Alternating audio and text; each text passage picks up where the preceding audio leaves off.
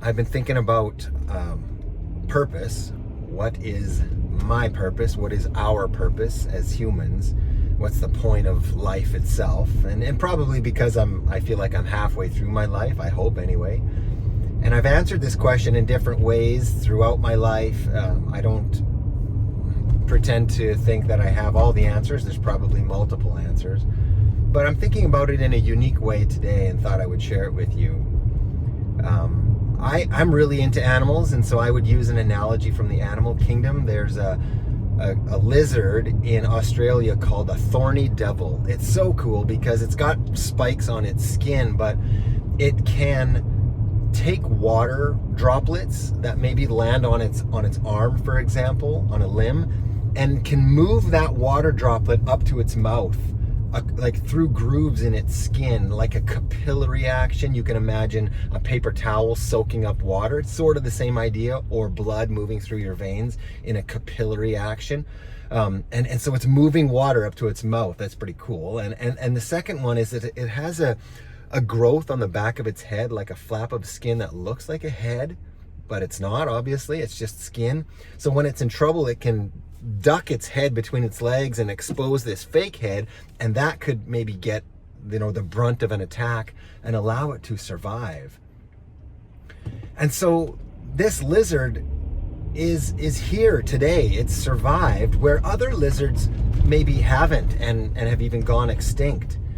And it's because of those adaptations that allow it to fit into the environment so well. And a lot of times when we think about natural selection, we think it's the roll of a dice or some accident happened and it just happens to benefit this creature, but that's not natural selection. Natural selection is slow and methodical and almost purposeful, as it looks for the traits that allow that creature to fit in better, to increase chances not only of survival, but finding a mate and passing on the genetics that make it fit better, pass on those genetics to the offspring. And so if a thorny devil is born today, hatches today out of an egg, we can look at it and say, you are the right fit for this environment. Not the perfect fit, but the right fit today for this environment. How are you any different? You as a Homo sapien. You are here. Homo sapiens are here, while other hominin groups are not. These are groups like Australopithecus afarensis, or Homo robustus, or Homo erectus, or Homo neanderthalensis. All of those other hominin groups are not here, but we are. What was it about our slow and methodical selection process? What is it about our genetics that make us fit into this environment in a good way? That's part of our purpose, right? If you say, what's the purpose of a thorny devil? It's to be a thorny devil, to live out its genetics the way that it has inherited them, because it inherited those genetics for a reason. It allowed it to fit in better into the environment. So what is the purpose of a Homo sapien?